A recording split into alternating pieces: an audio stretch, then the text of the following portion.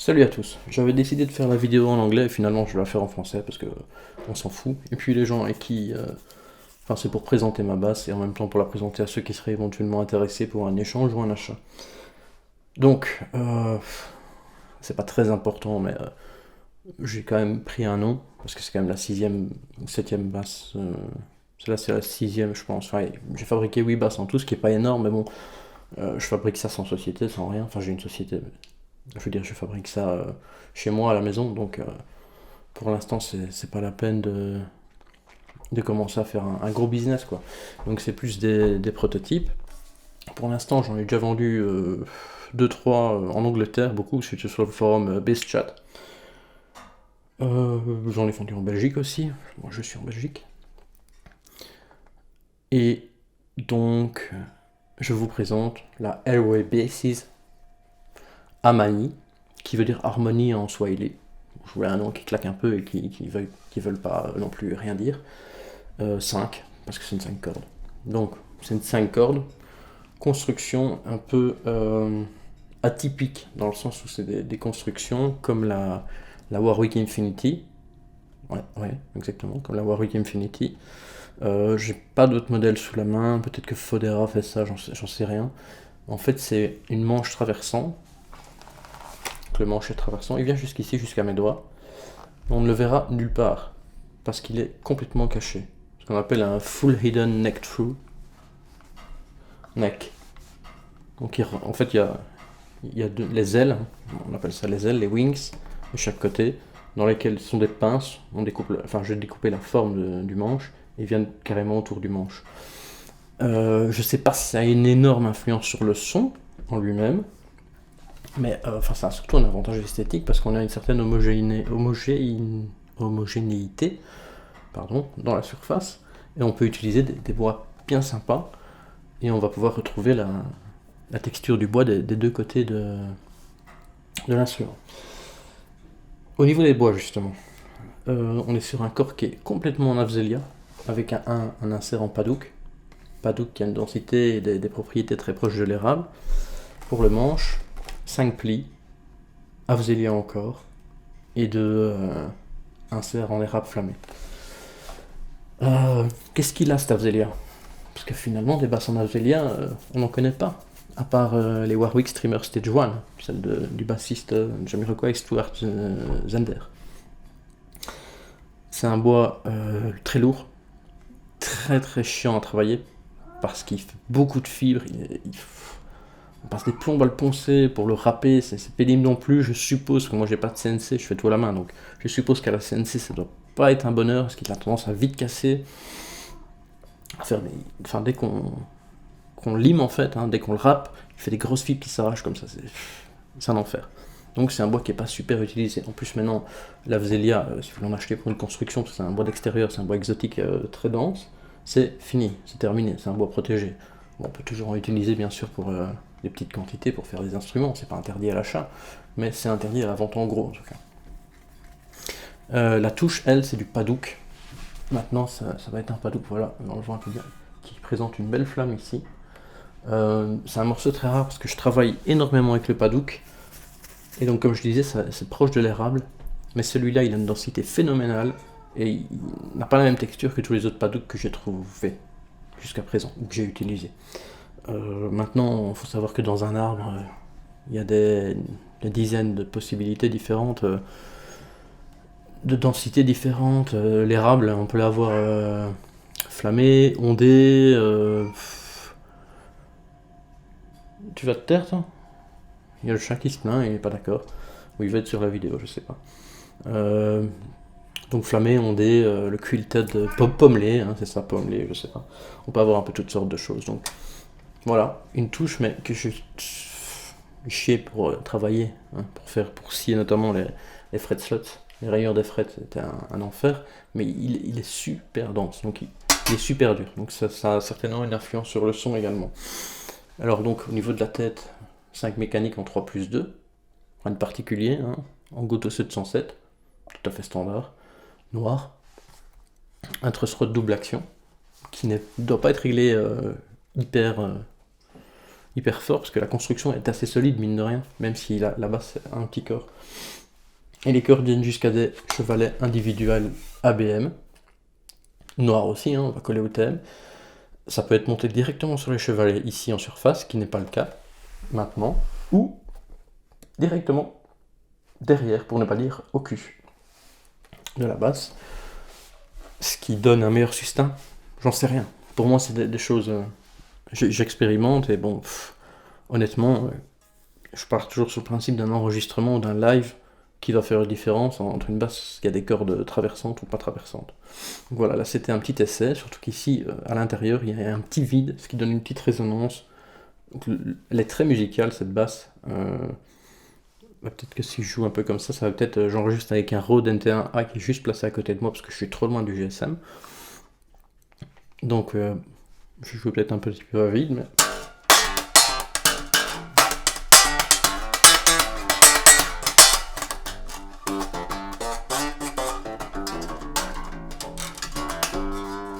Voilà, je sais pas ce que ça aura capté, mais en fait c'est une basse qu'on entend très fort, qui est très musicale, qui résonne.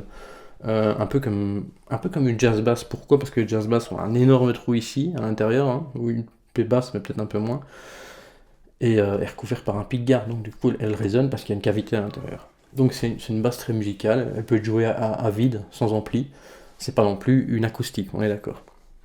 Les frettes, c'est des jumbo, enfin, je passe les banalités.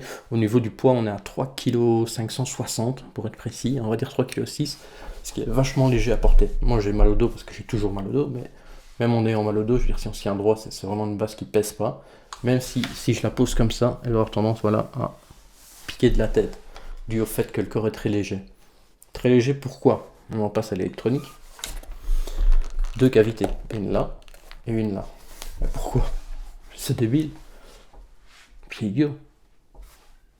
Parce que, comme j'ai dit, la Vzelia est très lourde. J'ai un autre corps que j'ai là-bas, que je vais pas aller chercher, qui a un corps de 4 cordes, qui en Vzelia, il pèse une tonne. Il est, en niveau quantité de matière, il n'y a pas beaucoup plus. Ici, j'ai voulu alléger, donc vider un peu pour avoir un poids très correct, ce qui est le cas, parce que 3,6 kg pour une 5 cordes, avec un espacement de 19, en général, c'est des grosses basses, quoi. En plus dans un bois exotique. Et pour l'instant elle est en passif, ce que je vais expliquer dans 2 minutes.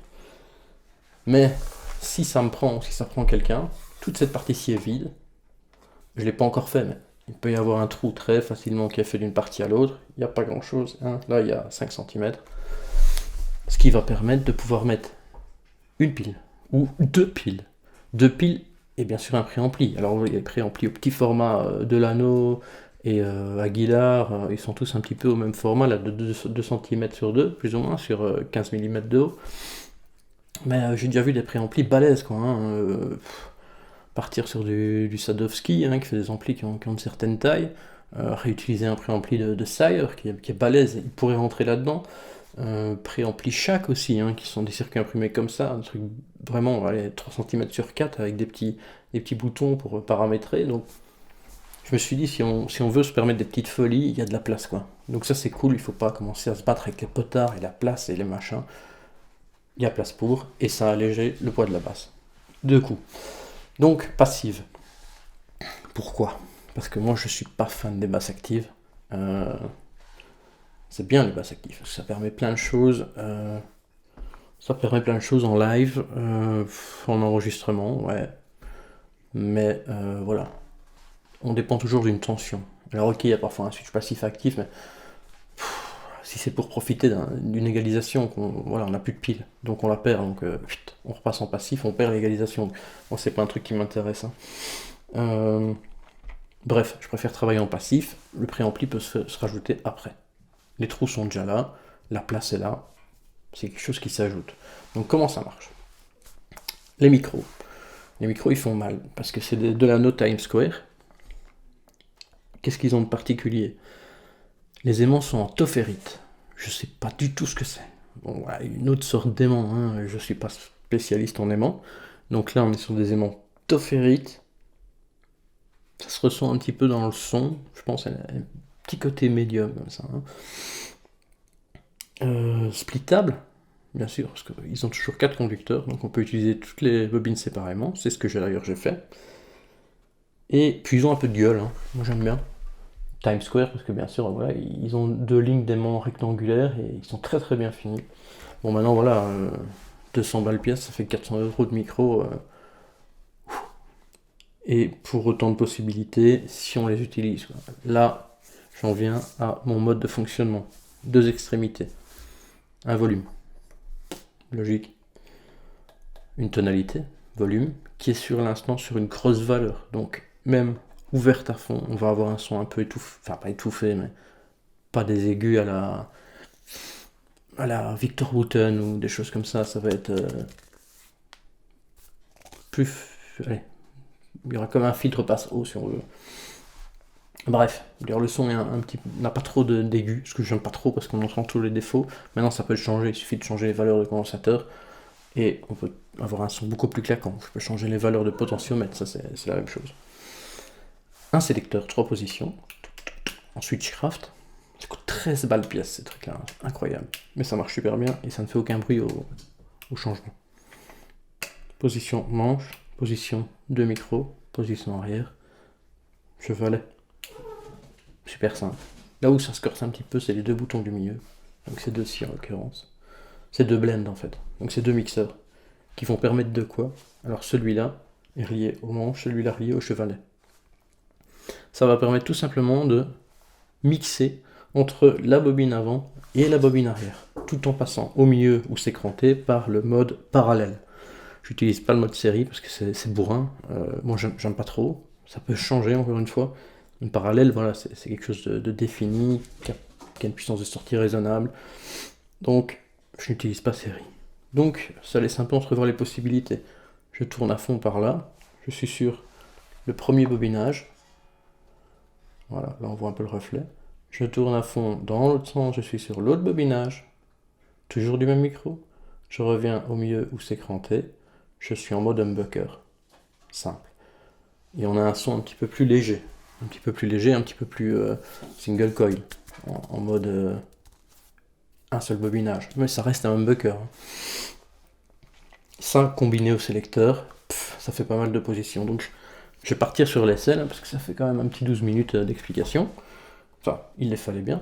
Je vais partir sur un riff avec un gros son en utilisant le si. Comme ça, on peut bien entendre la définition du si. Qui sera pas si. Je vais faire quelque chose en ré. Bon, c'est un petit conseil que je vous donne. Maintenant, c'est tout à fait personnel. Quand vous testez une basse 5 cordes, vous la prenez au magasin, tapez un ampli, même si vous voulez tester l'ampli, à mon in my humble opinion, à mon humble avis, vous lâchez un si. Ça, pour moi, ça en dit long sur la basse. Pas forcément la corde à vide, parce que ça va toujours être un petit peu floppy, comme ils disent, un petit peu mou. C'est un si, c'est très gros, là on est sur 135. Les cordes c'est des d'Addario, qui sont un petit peu âgées aussi, donc elles sont pas hyper brillantes, moi j'aime bien. Elles sont pas toutes vieilles, elles sont pas toutes neuves, elles sont un petit peu plus vers le neuf que le vieux, mais elles sont là juste bien, quoi. Et sur du 135, donc à vite c'est pourri, hein. Enfin, c'est pas pourri, j'exagère toujours. C'est juste que moi j'aime pas à vide le son d'un si, et ça permet pas vraiment de se donner une idée précise. Par contre, le ré, avec une octave, un truc tout simple à jouer, ça va donner une bonne idée du son, quoi. Ce que je vais pas faire, c'est essayer de bouger les doigts, parce que j'ai tendance, quand je joue sur le micro-manche, à me rapprocher, logique, pour avoir un son plus soft, et quand je joue sur le chevalet, à me rapprocher du chevalet, pour avoir un son plus hard. Là, je vais essayer de jouer toujours au même endroit, parce que sinon, ça fausse un peu le test. On va partir sur voilà, les deux micros en mode humbucker. Donc, mon switch est au centre, les deux blends sont au centre, le volume est ouvert à fond, et le tone est complètement ouvert. Alors, je vais d'abord faire celui-là, un petit riff simple.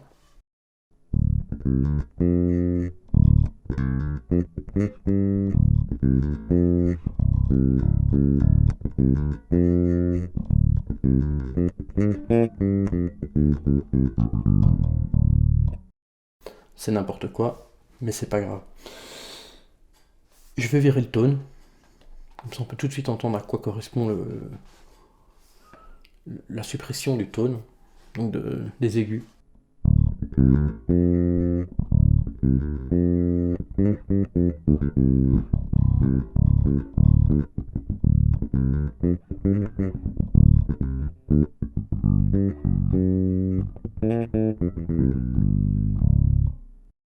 Voilà. Comme ça, on a vu pour le tone. Le tone va agir de la même façon sur toutes les bobines, donc je vais pas m'amuser à faire tous les essais avec le tone. Ni toutes les positions intermédiaires. Ça, c'est un petit peu... Il y a une grosse recherche à faire, quoi. C'est un instrument où on peut redécouvrir un peu le son chaque jour. Maintenant, c'est très subtil, hein. C'est pas non plus le jour et la nuit. Faut rester un peu logique, les micros sont assez rapprochés, c'est les mêmes. Sauf que c'est bien un neck et un bridge, hein. C'est pas deux fois le même micro, mais je veux dire, c'est le même set, quoi. Allez, c'est parti. Maintenant, on va que sur le micro manche.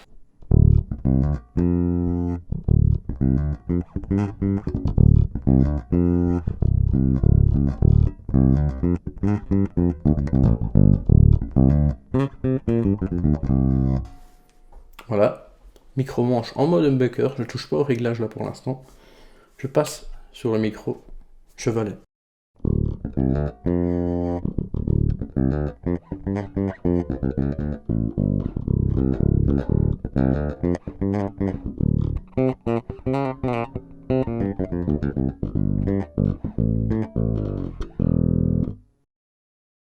Ok, je reste toujours dans ce registre grave, je ferai des aigus après, mais comme ça on peut faire des petits clips et comparer tout de suite.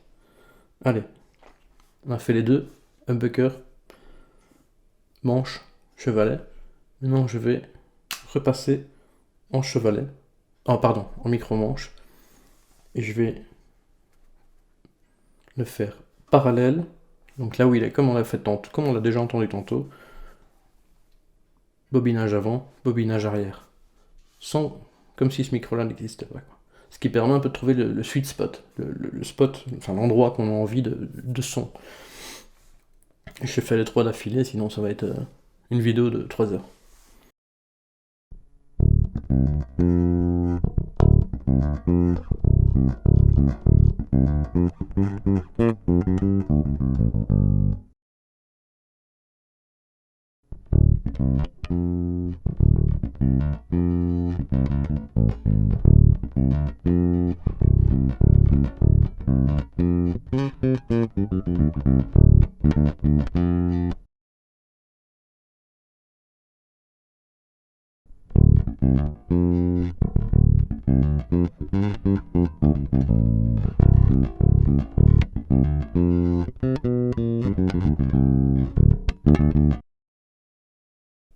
Voilà, donc là on a exploré toutes les possibilités sur le micro-manche. On va faire le même avec le micro chevalet. Donc d'abord en parallèle, et puis ensuite bobinage avant, bobinage arrière.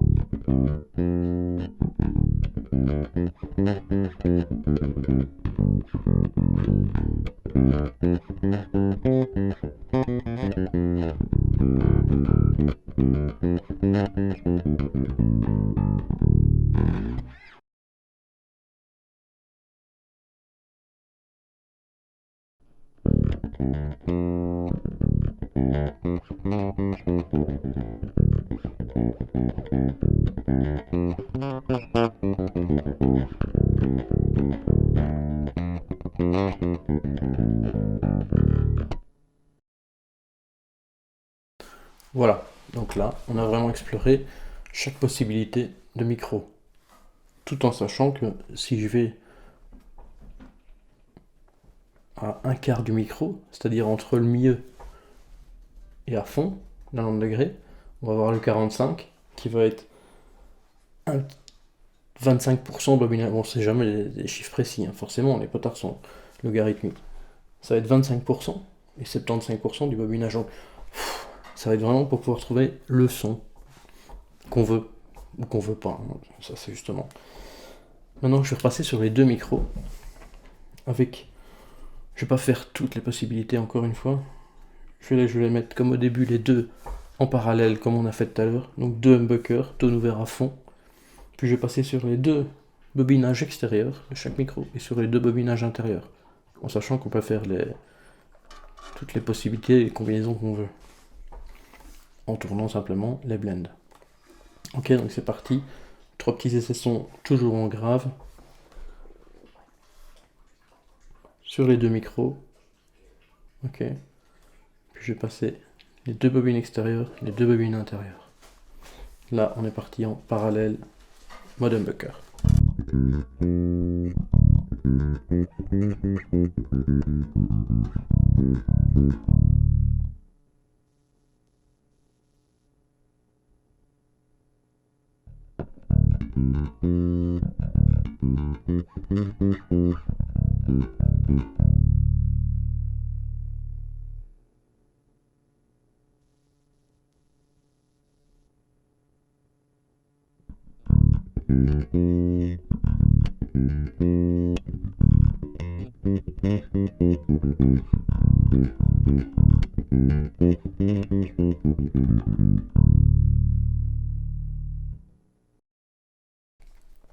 Voilà, ça c'est un peu la plupart, une bonne partie des configurations possibles avec les micros, en sachant qu'il y a encore plein.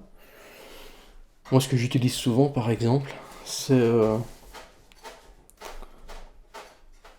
le micro manche qui est assez reculé, donc il a une bonne définition, donc j'utilise en parallèle, donc il va être plus important, parce qu'un humbucker est toujours plus puissant qu'un single coil, parce que là c'est single coil. Et l'arrière, je vais juste ajouter le bobinage arrière, ce qui va ajouter un petit peu de définition dans le micro avant en mode humbucker qui est un peu plus souple. Donc ça c'est, je diminue un tout petit peu le tone, ça c'est mon réglage habituel, au milieu pour avoir les deux micros.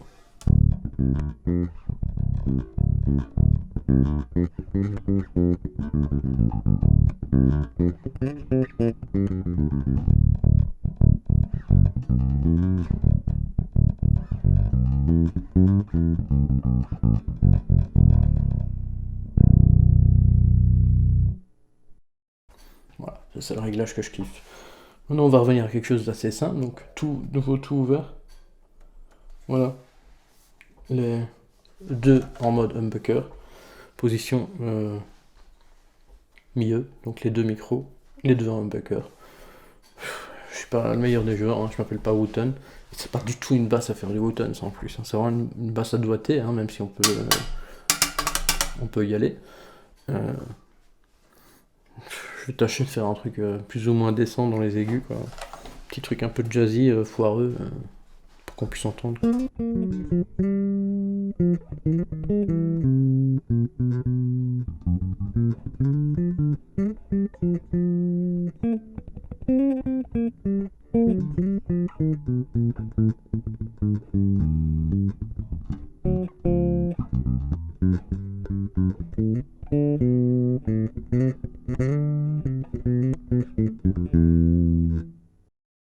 Micro-manche.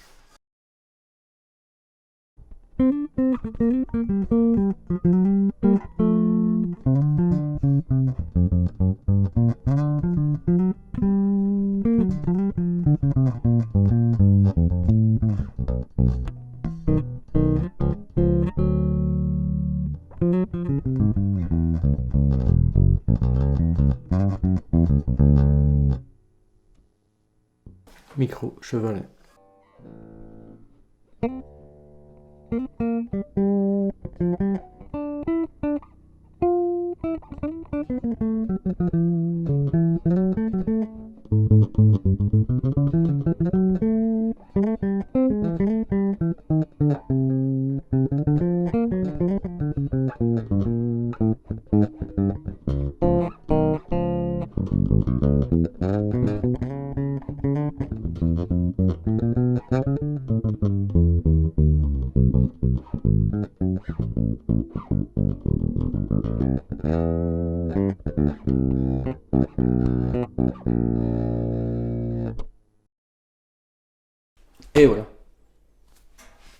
j'aurais enfin fait une présentation vidéo un peu pourrie, hein, on l'admet. Hein. Je sais pas, quand je vois ce que les mecs font sur YouTube, franchement, je les admire. Hein, parce que moi, j'ai mis 2 heures pour faire le setup. Là, hein, placer un Rode NT1 là, exposé sur le pull qui enregistre avec un son plus ou moins décent.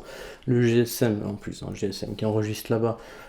Ableton qui enregistre le micro, le Rode en même temps que la basse. Puis après, je dois remonter tout ça correctement et en synchro. Franchement, les mecs qui font du YouTube non-stop, c'est la galère quoi. Enfin, sauf si t'as un setup qui bouge pas. Moi, c'est mon petit coin studio ici, c'est pas du tout prévu pour faire des enregistrements YouTube. Donc, je mets 2 heures pour installer le bazar. Surtout que chaque fois que je remonte, chaque fois que je bouge du siège, je remonte tout seul pour redescendre. Un vrai bordel. Donc voilà, petite partie.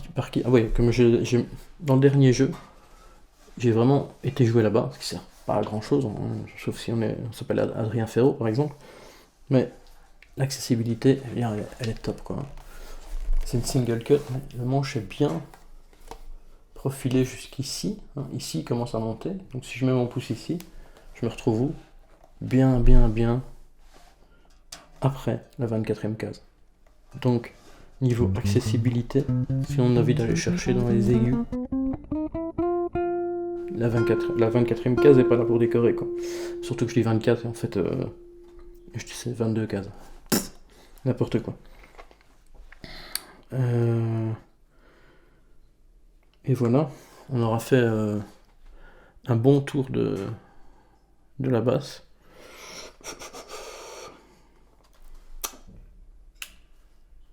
Je pense pas qu'il y ait encore grand chose à dire.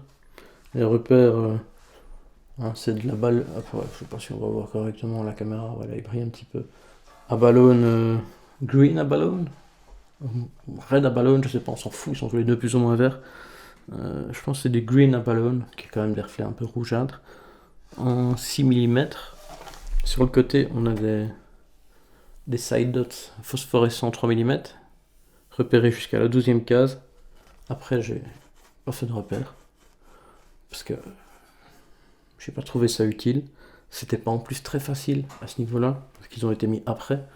Parce que c'est une vraie galère de faire ce genre de modèle où tout est sculpté à la main. Vraiment derrière, je fais tout à la râpe et au papier de verre et au couteau à bois. Hein, je cherchais le nom. Donc, pas facile d'aller mettre des repères ici. Mais je pense que peu de gens vont aller faire des gros solos dans les aigus sans connaître le manche, quoi. Donc, de toute façon, au niveau des repères, on est bien. En plus, ceux-là, quand on a eu une bonne lumière, ils sont bien phosphorescents la nuit, ils sont top, quoi. C'est pas du luminelay non plus, hein, c'est du gamme normale, quoi. Je sais même pas la marque en tête, je crois que c'est du Volpart ou quelque chose comme ça. Voilà. On aura fait le toute petite particularité que je voulais dire. Le jack, on verra mieux ici, sort parfaitement droit. Ça peut être embêtant, moi ça me dérange pas, j'aime bien. C'est pas trop fait pour utiliser un jack droit, mais plus pour utiliser un jack coudé. Aussi le jack qu'il y a ici dedans, c'est quand même un jack Switchcraft, ça fait partie des choses, autant dans les potentiomètres, je pense qu'il faut prendre la qualité, mais il faut pas aller non plus taper dans du CTS et des trucs à 15 balles de potard pour avoir de la qualité. Hein. Quand on voit un potard PRS qui est vendu, je pense 17 ou 18 euros, alors qu'ils les font quand même fabriquer par des autres marques, c'est même pas du CTS en plus, c'est quand même un peu exage quoi. Donc je pense qu'il faut rester dans une bonne qualité dans les potards. Par contre, quelque chose comme le jack, ici c'est pareil, c'est un stéréo, au cas où nouveau ampli, et on va avoir une alimentation par le jack. En Switchcraft, c'est au moins un gage de qualité et de durabilité dans le temps. Les bois, c'est des bois exotiques. Dans le temps, ils bougeront pas de trop. De toute façon, la personne qui devrait me l'acheter ou l'échanger, je lui offre, je veux dire, une sorte de service un petit peu à vie, quoi. Je peux pas être, bien sûr, si on la claque par terre et qu'elle est cassée en deux. Voilà. Peut-être la passer un peu plus près de la cam, hein, pour que vous puissiez voir. Ça m'énerve parce que là, on est à 24 minutes, non, presque une demi-heure de vidéo. Ça fait long, quoi. La personne qui est intéressée va regarder, mais ceux qui ça les fait chier, regardent pas. Ceux que ça les fait chier. Je suis désolé, il est 2h du matin, j'ai pas pu faire mieux. Ceux qui n'apprécient pas ne sont pas obligés de regarder. Donc voilà, on tire ça comme un bourrin. Ma sangle était en mode jazzeux pour pouvoir la prendre dans l'angle, hein, parce que sinon, enfin dans le cadre, pardon. Parce que pour arriver à cadrer tout ça, ah, donc ça se soulève à une main. Hein. J'ai pas les bras de Schwarzenegger, quoi. Voilà. Donc le design, il est inspiré de rien. S'il vous rappelle quelque chose, ben vous me le dites. Je regarde si mon micro enregistre toujours. Moi, j'ai pas eu d'écho que ça me fait penser à quelque chose. J'ai vraiment pondu le design à partir d'une single cut que j'avoue au départ avoir fait comme ça. Et puis je suis venu couper. Voilà, moi je suis plus dessin, je dessine par ordinateur parce qu'en dessin manuel je suis nul. Et j'arrive à assez bien voir les courbes. Et pour moi, à trouver que l'esthétique est. Au moins on aime ou on n'aime pas. Mais de là à dire que c'est moche et raté, il y a quand même des nuances, quoi. Donc au niveau de la partie ici, on a un travail de ponçage et de râpe qui prend des plombs, quoi. On n'est pas sur une jonction de bourrin toute carrée ou de manche vissée où on va voir comme une jazz bass. C'est quand même un petit peu soft. On a un talon, pour ceux que ça intéresse. Je vois pas l'intérêt. Ça rajoute un peu de solidité. Hein, ça rajoute un petit peu de solidité, mais moi j'aime bien de manière esthétique.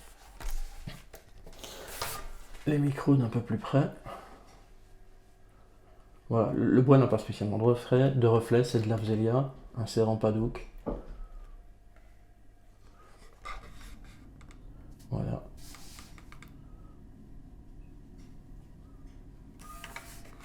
Et concernant l'équilibre que je disais tantôt, ouais, voilà. Elle va tomber de la tête d'office, c'est une 5 cordes. Il y a 5 mécaniques qui sont pas en ultralight. Je mets pas des mécaniques ultralight là-dessus parce que une hipshot ultralight, c'est de mémoire, c'est à peu près 50 balles, quoi. Ça fait 250 balles pour mettre des mécaniques. Si vraiment on joue souvent comme ça, mais là, même avec de l'ultralight, elle va quand même avoir tendance à piquer du nez comme une Warwick Thumb. Petit cœur, tête normale, ça plonge, quoi, directement. Mais voilà, on peut se prendre par ici, à deux doigts. Je fais attention de ne pas la faire tomber, mais au niveau poids, 3,6 kg, c'est vraiment maniable, quoi. Encore une fois, c'est une basse que je suis pas pressé ni de vendre, ni d'échanger. Enfin, pas particulièrement, tout du moins. Voilà, avoir une bonne luminosité. C'est juste que j'aime bien changer de matos. J'aime bien que les gens découvrent aussi ce que je fais. Parce que j'aimerais bien un jour en faire peut-être un métier, quoique c'est un peu compliqué en Belgique. En France aussi, sûrement. Hein. Mais bon, monter une société, que ça devienne rentable. Après, je vais devoir les vendre 8000 € pour pouvoir gagner de l'argent, quoi. C'est pas... Alors que là, c'est l'opportunité d'avoir un instrument unique. Enfin, unique.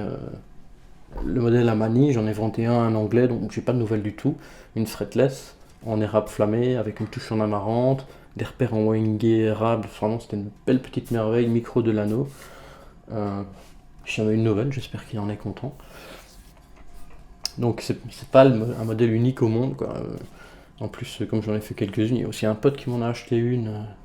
Donc il commence à y avoir quelques Airway Basses, Bass Airway, qui traînent à gauche et à droite. Donc voilà, je pense qu'on a bien fait le tour de l'instrument.